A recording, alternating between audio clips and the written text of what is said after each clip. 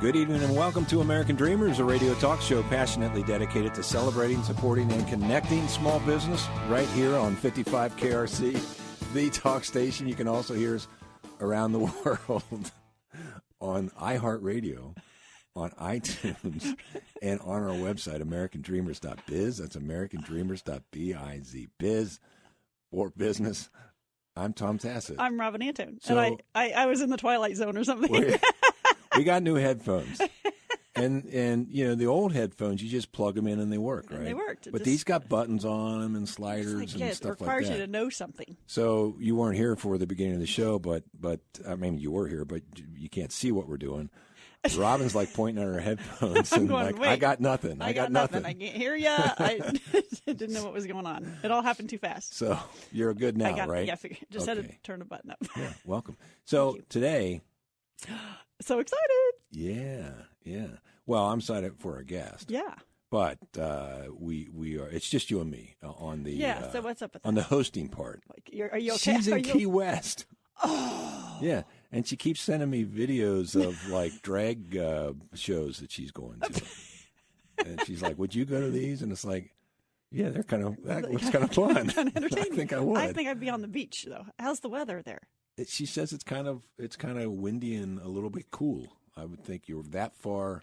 You're that far south. It would be warm. It should be warm. But like windy and cool means upper 60s. Yeah. Like 68 or something like that. You That's pretty nice, have to wear a big old heavy coat. No. So, but she'll be home I think tomorrow. So.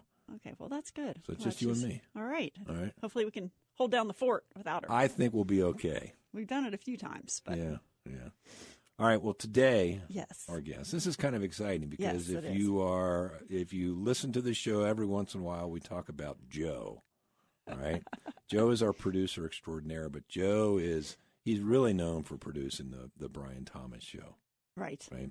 And he gets to talk a lot. Brian asks him, you kind of run the thing. He's the mouthpiece, right, Joe? But you're really the brains behind it. Everything but speak.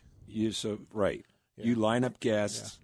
You give him the script, and he just says it. I do the show prep. I do the book all the guests. I make sure the show runs properly. Wait, why doesn't he do that for us? He does. We probably can't afford make sure the show runs properly. Exactly. Yeah. But and the booking of the guests blips out things from time to time. That's right. The booking of the guests, that would be nice. Can we get you for that? Can you do that for us? Oh, possibly. Maybe just a holdover from Brian's show. That's right. Something just like tell him to stay. Sure. Yeah. Sure. Would you mind staying? We'll talk about that after this. Yeah. Okay. All right. But Joe's got a kind of a story to tell. He does. On this show, we talk about entrepreneurs, small business owners all the time, and they could be anywhere in their journey, either at the very start where they're thinking, I've got this idea and I want to take it to market. Right. And we've talked to folks like that, right? Right. One of our very first guests on the show, you weren't born yet, but one of the very first guests that we had, Robin, was a guy that wanted to open up a food truck. And he was from the family that owned the Zeno's restaurants in town in Cincinnati. Okay, you're saying okay like you know. I've heard of the Zeno's. Actually, I think I might know the story. Go ahead. Right. Go ahead, though. Maybe not. But so he had the recipe to the it's basically pizza and stuffed deep fried bread is what they have. Right. Yeah. The really good stuff. Very good stuff. Very good stuff. And he wanted to start a food truck, so we kind of caught him at that point where he didn't even have the food truck yet. Wow. All he had was a recipe. And the idea. Yeah. To do it. And all these years later, he's got the food truck. But it's not open yet. It's not open for business. They're still working on it. It's still not open for business. Hey, it's a journey. It's a journey for everybody. Tell him to pull up in front of the radio station. We'll eat some pizza. I know. And then we've also talked to people that they are on the tail end of the business where they've had a business for all these years and they want to talk about the perpetuation or the out plan. How do you get out of the business when you've done it all your life, right? Right. So anywhere in between, we've talked to different folks. And Joe is the pizza truck guy. He's at the. I'm not even the pizza truck guy. I don't even have a truck. You don't have the truck yet, but you got the idea. You have the idea. I have the idea. Yeah. Well, and you put the hard work in too, so. Yeah, I'm at the beginning of the hard work. I mean, I put the hard work in to get to get me right. Yeah. Now the hard work is to help others. So, that's the next thing. One thing that every business owner to be needs is a good story. A good story. And you've got one. Yes, I do. So let's hear it. Yes, I do. Well, I used to be really overweight, and wow, I was overweight my whole life, and well, I'm still kind of technically overweight, but I was very large, and my maximum weight was 470 pounds.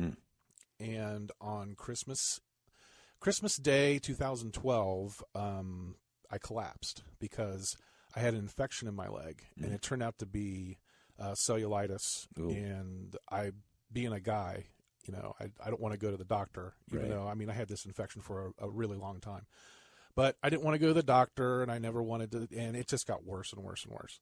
And my leg was like 4 times the size of the regular leg because it was so infected and so bad. Wow. And it was really close to, I was really close to almost getting it amputated. That's how bad it was. No kidding. Yeah. Oh, wow. So it happened on Christmas Day, and I went to the emergency room, and the doctor looked at me in the emergency room and just was like, "We got to get him admitted." There was no examine. It was like, this guy, we got to get him upstairs. So I spent 11 days in the hospital all through Christmas and New Year, and I think I got out middle of the first week of January. And while I was in there, all you have to do is time when you're sitting in a hospital. Yeah. It's time to think. And I started thinking about my kids, and I'm a single parent, and I got two girls that I'm caring for. How old are your girls? Now they're 13 and 11, but at the Okay. time they were 5. They were 8 years ago. So 7 and 5. Yeah. Okay. So I had to think about their well-being.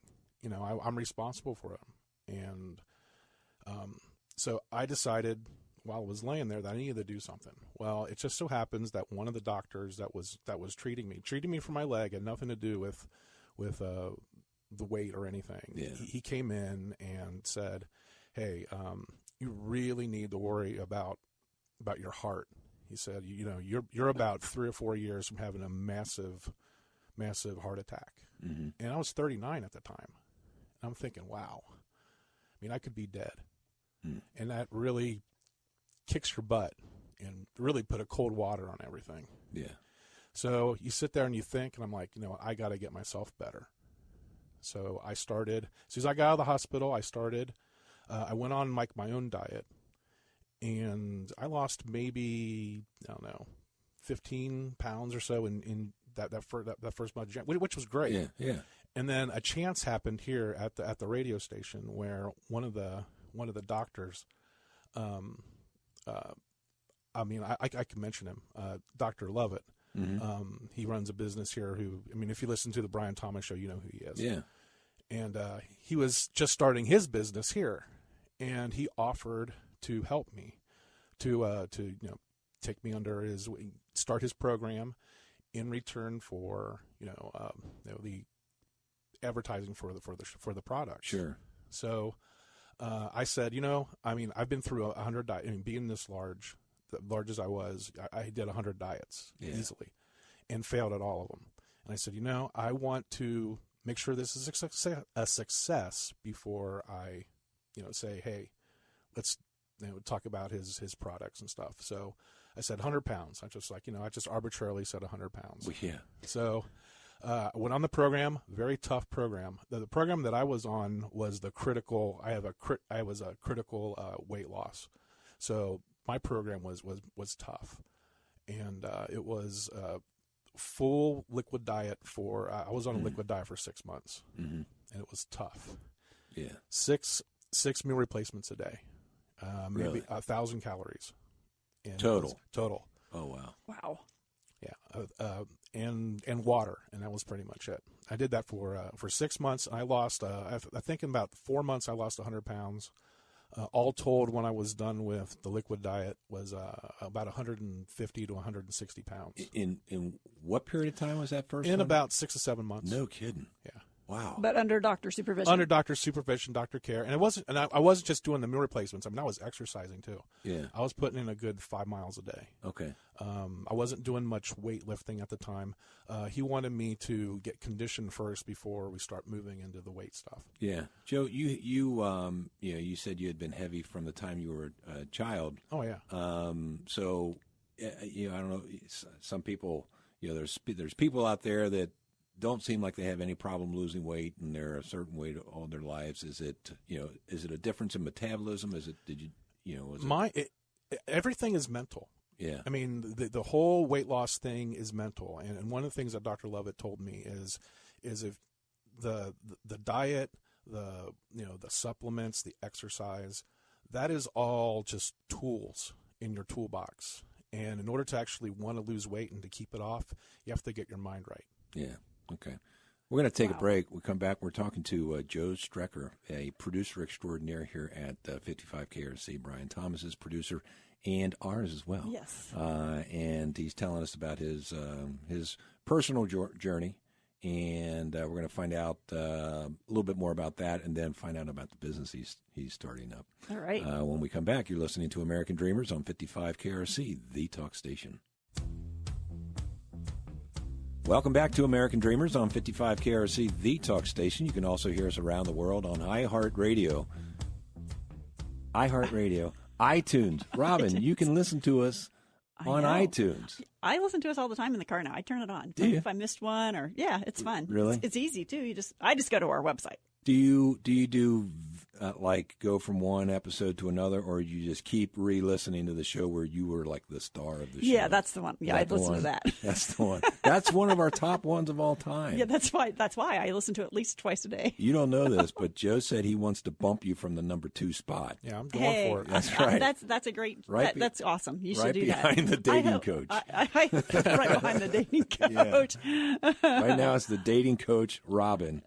Yeah. I think you're about to get. I could get bumped by Joe. dethroned. I would. Well, I we'll would see. be proudly dethroned. Yeah. Okay. If Joe is the one that takes my place. That would be awesome. If Joe's the one. Yes. Yes. I see what you're saying. Okay. So when we went to by the way, you can also hear us on. I did say iTunes. You just said iTunes. On our Right. website, On our website. AmericanDreamers.biz, and on Facebook. Yes. A lot of people listen on Facebook. Yeah, we're on Facebook. They just link it up and we're all over and Facebook. away you go. Yeah.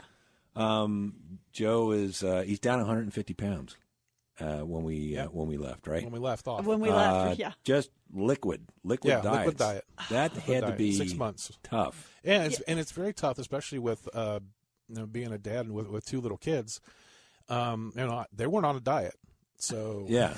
You So had to you were feed- probably feed I them. still have to cooking feed them meals and stuff, Yeah. weren't you? yes, Oh, my I gosh. cooked them normal food, and while I had my liquid diet. So I know All that stuff. you said, in the hospital you made the decision, but how do you keep that decision going for 6 months of a liquid diet?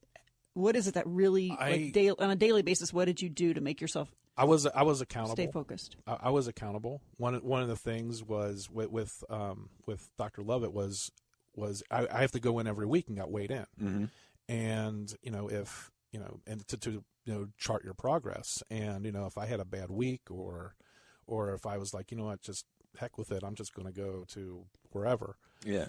They'll know. So Yeah. I was held accountable, and another, and they were my cheerleaders, my biggest cheerleaders, but they were also my biggest, my biggest critics. Is like, hey, you got to stay on this. You got 2 kids you got to worry about. Right. Yeah. And that's that's part of the mental part. You have to get it in. I mean, no matter what it is, it could be, I want to fit into a certain clothes. I want to, I want to be able to climb a mountain or whatever. You have to get it in your head. You have to have your goal. And my goal was to care for my kids, to be there for my kids. And actually, my big goal, which I still haven't achieved, was I wanted to be half the person that I was. Oh. And I'm still trying to hit that mark. Wow. Yeah. It's tough, and it's probably one of these goals that maybe are a little too lofty. Yeah. But I'm going to get pretty darn close. Not many great. people want to be half the man they used to be, half the person they used to be. Right. Proudly. So that relationship, obviously, Yeah. between yourself and their office and their staff, yeah, and their staff. That was important for you. Very You important. feel like that was key. Very important. Not just the liquid. That was key. That was key. I would think the progress too, right? You Right. probably started making progress that you'd never made before. Oh yeah, and that also helps with the whole mental part of losing weight because people yo-yo all the time, and then that really messes with them to where they just say, you know what, I'm just not going to bother doing it anymore. If I'm going to